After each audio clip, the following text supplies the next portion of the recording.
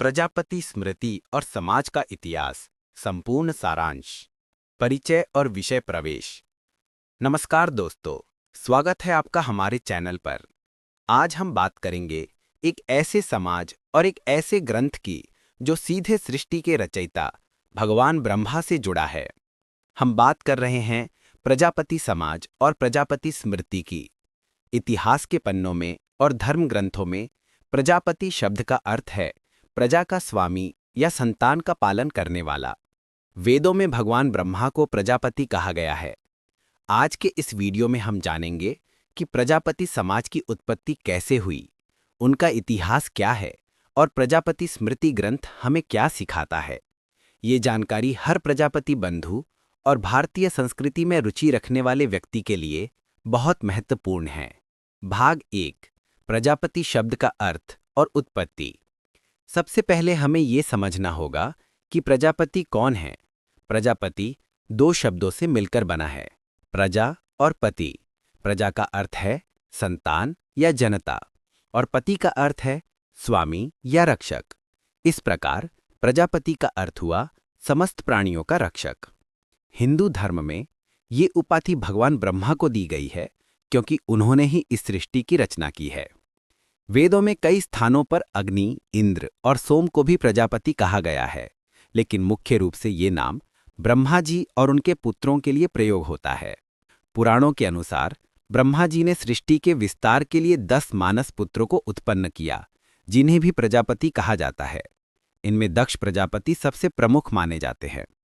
यही कारण है कि प्रजापति समाज खुद को ब्रह्मा जी की संतान मानता है और ये समाज अपनी कला और सृजन क्षमता के लिए जाना जाता है। भाग 2, पौराणिक कथा और ब्रह्मा जी का गन्ना। प्रजापति समाज और कुम्हार शब्द के पीछे एक बहुत ही रोचक पौराणिक कथा प्रचलित है, जिसे समाज के बुजुर्ग अक्सर सुनाते हैं। ये कथा बताती है कि कैसे इस समाज को प्रजापति की उपाधि मिली। कथा के अनुसार सत्ययुग में एक बार भगवान ब्रह्मा जी ने अपने सभी पुत्रों को बुलाया। उन्होंने गन्ने के टुकड़े सबको बांट दिए और कहा कि इसका सही उपयोग करो। बाकी सभी देवताओं और पुत्रों ने उस गन्ने को खा लिया क्योंकि वो बहुत मीठा था। लेकिन जिस पुत्र को मिट्टी के बर्तन और सृजन का काम सौंपा गया था, उसने उस गन्ने को खाया नहीं। उसने सोचा कि अगर मैं इसे खा लूंगा तो ये खत्म हो जाएगा। उसने उस गन्ने को मिट्टी में लगा दिया और उसकी देखभाल की। कुछ समय बाद जब ब्रह्मा जी ने वापस बुलाया और पूछा कि मैंने जो गन्ना दिया था वो कहाँ है, सबने कहा कि हमने तो उसे खा लिया। लेकिन उस शिल्पकार पुत्र ने कहा कि पिताजी, मैंने उसे सुरक्षित रखा है और उससे और भी गन्ने उगाए हैं। उसने ब्रह्मा जी को गन्नों का पूरा खेत दिखा दिया। ब्रह्मा जी उसकी इस सृजनशीलता और दूरदर्शिता से बहुत प्रसन्न हुए। उन्होंने कहा कि तुमने एक बीज से अनेक का निर्माण किया है, तुम में भी मेरी तरह सृजन करने की शक्ति है, इसलिए आज से तुम्हें प्रजापति के नाम से जाना जाएगा। इसी कथा के आधार पर माना जाता है कि मिट्टी से निर्माण करने वाला ये समाज सीधे ब्रह्मा जी के गुणों को धारण करता है। भाग 3, दक्ष प्रजापति का इतिहास। प्रजापति समाज के इतिहास में राजा दक्ष प्रजापति का नाम सुनहरे अक्षरों में लिखा है। दक्ष ब्रह्मा जी के मानस पुत्र थे। उन्हें प्रजातियों का विस्तार करने की जिम्मेदारी दी गई थी। राजा दक्ष की कई कन्याएं थीं, जिनका विवाह अलग अलग देवताओं और ऋषियों से हुआ था। इन्हीं से सृष्टि आगे बढ़ी। दक्ष प्रजापति की सबसे छोटी बेटी सती का विवाह भगवान शिव से हुआ था। पुराणों में दक्ष और शिव के बीच के संघर्ष की कहानी बहुत प्रसिद्ध है। राजा दक्ष ने एक बहुत बड़े यज्ञ का आयोजन किया था, जिसे कनखल, हरिद्वार में किया गया था। इस यज्ञ में उन्होंने भगवान शिव को आमंत्रित नहीं किया। माता सती अपने पिता के घर बिना बुलाए गईं, जहां उनका और उनके पति का अपमान हुआ। इसके बाद सती ने यज्ञ कुंड में अपने प्राण त्याग दिए। ये घटना बताती है कि प्रजापति दक्ष कितने शक्तिशाली और प्रभावशाली राजा थे। हालांकि बाद में भगवान शिव के गणों ने यज्ञ विध्वंस किया और दक्ष को बकरे का सिर लगाकर पुनर्जीवित किया गया। ये कथा हमें अहंकार से बचने और भगवान के प्रति सम्मान रखने की भी शिक्षा देती है।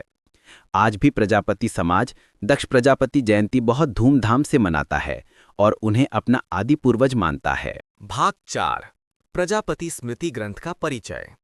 अब हम बात करते हैं उस मुख्य ग्रंथ की जिसका नाम प्रजापति स्मृति है। हिंदू धर्म में स्मृतियां वे ग्रंथ हैं जो वेदों के आधार पर समाज को नियम और कानून सिखाते हैं। जैसे मनुस्मृति है, वैसे ही प्रजापति स्मृति भी एक प्राचीन धर्म ग्रंथ है। प्रजापति स्मृति मुख्य रूप से एक लघु स्मृति या उपस्मृति मानी जाती है। इस ग्रंथ के रचयिता स्वयं प्रजापति माने जाते हैं। इस ग्रंथ में मुख्य रूप से श्राद्ध कर्म यानी पूर्वजों की पूजा के नियम बताए गए हैं। ये ग्रंथ हमें बताता है कि एक गृहस्थ व्यक्ति को अपने जीवन में किस प्रकार पवित्रता रखनी चाहिए और अपने पितरों को कैसे प्रसन्न करना चाहिए। प्रजापति स्मृति के अनुसार जो व्यक्ति अपने माता, पिता और पूर्वजों का सम्मान करता है, उसका जीवन सफल होता है। इसमें बताया गया है कि तर्पण और श्राद्ध करने से घर में सुख शांति आती है। ये ग्रंथ ब्राह्मणों और समाज के अन्य वर्गों के लिए भी आचार संहिता निर्धारित करता है। ये ग्रंथ साबित करता है कि प्रजापति परंपरा केवल बर्तन बनाने तक सीमित नहीं थी, बल्कि इसमें उच्च कोटि का आध्यात्मिक ज्ञान और धर्म का पालन भी शामिल था। भाग 5 सभ्यता के निर्माण में प्रजापति समाज का योगदान। इतिहास गवाह है कि जब मानव सभ्यता की शुरुआत हुई तो सबसे पहला आविष्कार पहिया यानी चाक था, और इस चाक का निर्माण और उपयोग सबसे पहले प्रजापति समाज ने ही किया। इसलिए कुम्हार को आगे इंजीनियर या दुनिया का पहला इंजीनियर भी कहा जाता है। सिंधु घाटी की सभ्यता हो या मोहनजोदाड़ो की खुदाई, हर जगह मिट्टी के बर्तन, खिलौने और मोहरें मिली हैं। ये सब किसने बनाए? ये सब प्रजापति समाज के पूर्वजों की कलाकारी थी। उस समय जब धातु का उपयोग कम होता था, तब मिट्टी के बर्तनों में ही खाना पकाया जाता था और अनाज रखा जाता था। समाज को स्थिर बनाने और भोजन को सुरक्षित रखने में इस समाज का योगदान अतुलनीय है। शिल्पकला और वास्तुकला में भी प्रजापति समाज का बड़ा हाथ रहा है। बड़े बड़े मंदिरों की ईंटें हों, ये घरों की खपरेल, ये सब प्रजापति के हाथों का जादू था। इस समाज ने न केवल उपयोग की वस्तुएं बनाईं, बल्कि अपनी कला से ईश्वर की मूर्तियां बनाकर भक्ति का मार्ग भी प्रशस्त किया। आज भी जब दीपावली आती है तो मिट्टी के दिए जलाकर ही हम भगवान राम का स्वागत करते हैं। दुर्गा पूजा और गणेश चतुर्थी में भगवान की प्रतिमाएं इसी समाज के कलाकार बनाते हैं। भाग 6 गोत्र और वंशावली। प्रजापति समाज की एक और खास बात है उनकी व्यवस्थित गोत्र परंपरा। भारत भर में फैले प्रजापति समाज के लोग अलग अलग ऋषियों के नाम कर अपने गोत्र लगाते हैं। कश्यप, भारद्वाज, शांडिल्या, अत्रि आदि अनेक गोत्रे समाज में पाए जाते हैं। ये गोत्र प्रणाली बताती है कि यह समाज प्राचीन वैदिक ऋषियों से जुड़ा हुआ है। हर गोत्र का अपना एक इतिहास और अपनी कुल देवी होती हैं। विवाह शादियों में आज भी गोत्र और परंपराओं का सख्ती से पालन किया जाता है, जो इस समाज की सांस्कृतिक दृढ़ता को दर्शाता है। भाग 7 आधुनिक समय में प्रजापति समाज। समय के साथ प्रजापति समाज ने भी खुद को बदला है। हालांकि उनका पारंपरिक पेशा मिट्टी के बर्तन बनाना रहा है, लेकिन आज इस समाज के लोग शिक्षा, व्यापार, राजनीति और सरकारी सेवाओं में भी ऊंचे पदों पर हैं। आज का युवा प्रजापति अपनी जड़ों पर गर्व करता है। समाज में संगठन शक्ति बढ़ी है। जगह जगह दक्ष प्रजापति के मंदिर बनाए जा रहे हैं और धर्मशालाएं खोली जा रही हैं। ये समाज अब केवल एक कारीगर समाज नहीं रहा, बल्कि एक सशक्त राजनीतिक और सामाजिक ताकत बनकर उभर रहा है।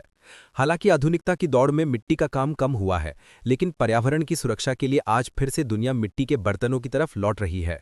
प्लास्टिक के नुकसान को देखते हुए कुल्हड़ और मटके का पानी फिर से लोकप्रिय हो रहा है।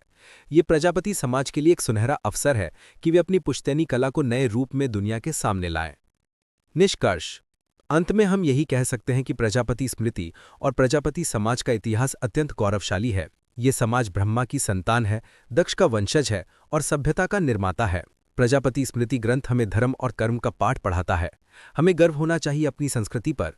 हमें अपनी आने वाली पीढ़ियों को ये बताना चाहिए कि हमारे पूर्वजों ने कैसे इस दुनिया को सुंदर बनाने में अपना योगदान दिया। दोस्तों, अगर आप प्रजापति समाज से हैं तो कमेंट बॉक्स में जय दक्ष प्रजापति जरूर लिखें। और अगर आपको ये जानकारी अच्छी लगी तो वीडियो को लाइक करें और अपने दोस्तों के साथ शेयर करें। धन्यवाद।